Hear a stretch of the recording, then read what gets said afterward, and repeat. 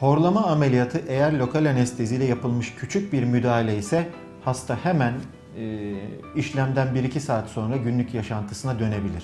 Ancak genel anestezi altında yapılan operasyonlardan sonra hastanın yaklaşık bir hafta sonra işine geri dönebileceğini tahmin etmek ya da bunu hastaya ifade etmek gerekir.